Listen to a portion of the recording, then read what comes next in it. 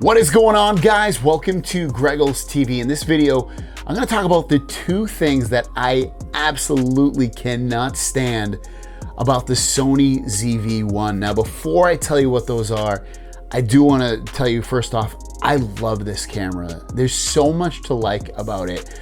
The autofocus is crazy fast and amazing with product mode. Instead of, you don't have to put your hand up there to get it in focus. It's amazing. It's so fast. It's great with that. I love the way the video looks, just like naturally on auto mode. It looks great. It's clear. You don't have to have like extremely bright room to get good video. You can have low light. You can blur out the background if you want and make it like, so it's just like, blur it out like bokeh effect. Again, there's so much to like about this camera. I really, really love this camera. If you're a content creator and you're just starting off, this is a great camera to get. I would totally recommend it.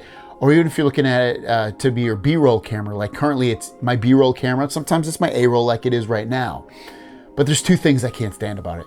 The first one is battery life. Battery life is awful on this. And the batteries are tiny. This is how big the batteries are right here. They are so small on this. They're crazy tiny. And I have like, I think 5 or 6 of these batteries. So you can buy them and they're cheap.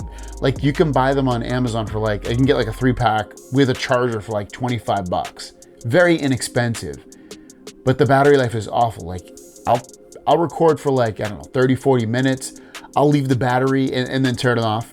And the battery's almost seemingly dead at that point. And then say I don't use this camera for like 3 days and it hasn't been turned on at all, the battery's basically dead. That doesn't happen with my Panasonic GH5. It hasn't happened on any other cameras I've had either, but it happens on this one. I don't know what's going on. So battery life, not so good on this. You probably heard that from other people as well.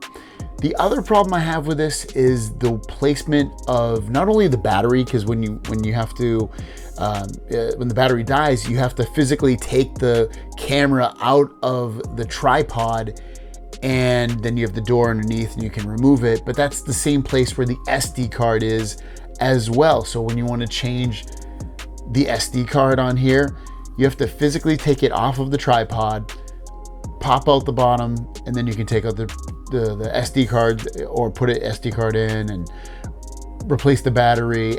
It's such a pain in the butt. I wish they had done everything on the side of the camera. Like I have a Panasonic GH5 and it's on the bottom, but it's on the left-hand side of it. I know this is a smaller camera. It would have been great if they could have done it like on the I guess the left side of this camera, on the right-hand side, somewhere in there, but it's such a pain in the butt to have to always take this apart from the tripod in order to, replace the battery and replace the SD card. Now, I know there's some workarounds to that. I could plug in an external battery to this, like one of those battery banks, and be able to charge up the battery and basically get not unlimited battery, but a lot better battery life. That's one solution, but honestly, I don't want to have to do that. And sometimes those battery banks, if you have a short cord, it'll pull on the camera and mess up the tripod and pull it off. The other thing is I could transfer files via Wi-Fi. I'm old-fashioned. I like popping out the SD card, put it into my computer. It seems faster to me too as well that way. Those are really my only two gripes about this. Some minor gripes other than that are also like if you wanted to use this as like a vlogging camera, you have to have it pretty far away. So you need like a selfie stick.